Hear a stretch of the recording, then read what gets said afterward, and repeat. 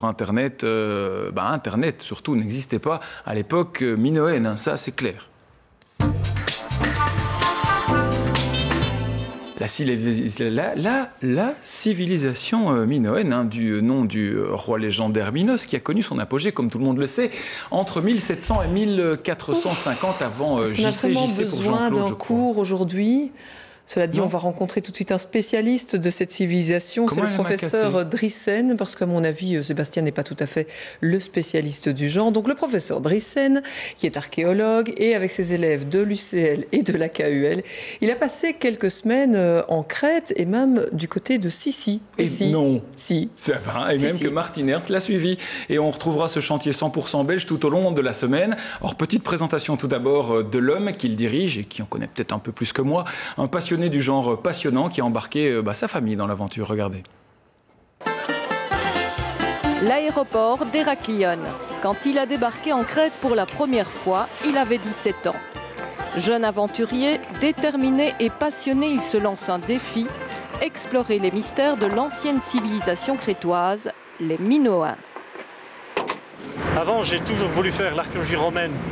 Mais une fois arrivé ici en Crète, la première nuit, on a passé sous un ciel plein d'étoiles.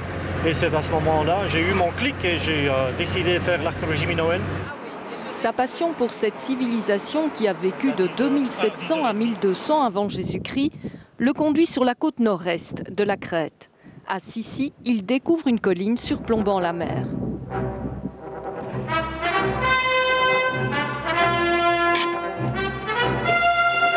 L'explorateur se lance alors à la conquête de la colline.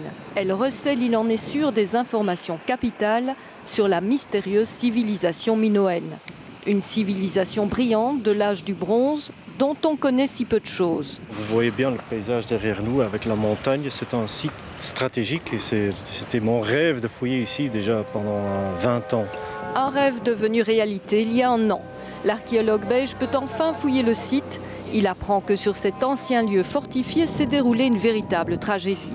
Il s'agit d'une destruction instantanée d'un jour à l'autre, d'un moment à l'autre, en partie par incendie, peut-être même par tremblement de terre, vers 1200 avant Jésus-Christ.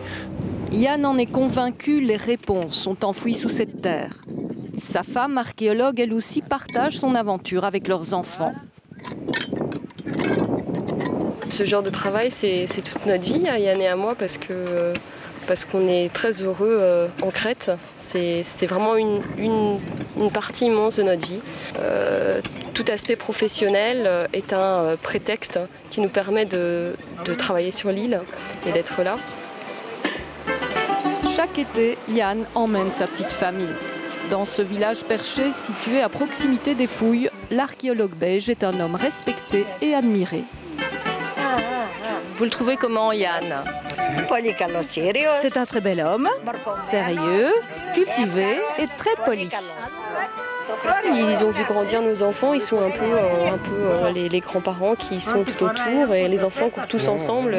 C'est une communauté de village et on y est bien accueillis quand on est là l'été.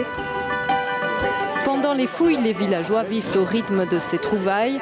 En ressuscitant le passé de leurs lointains ancêtres, il est considéré comme un des leurs.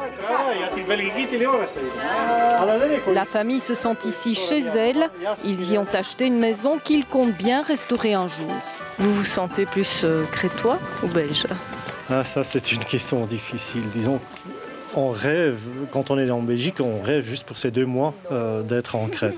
Mais une fois qu'on est en Belgique, il y a le boulot, il y a que j'aime bien faire, évidemment, à l'université. Mais c'est vrai qu'on a perdu au moins un morceau de notre cœur ici. Et donc, on est en partie crétois. Et ça remonte déjà à pas mal de temps.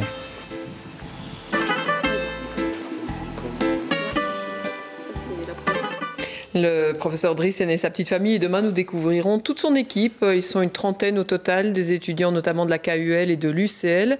Et ce chantier de 6 semaines, eh bien, c'est pour eux l'aboutissement de 10 mois de travail et de recherche. Ils vont donc passer au côté pratique des choses. Les vestiges anciens, nous, on connaît bien aussi dans cette émission.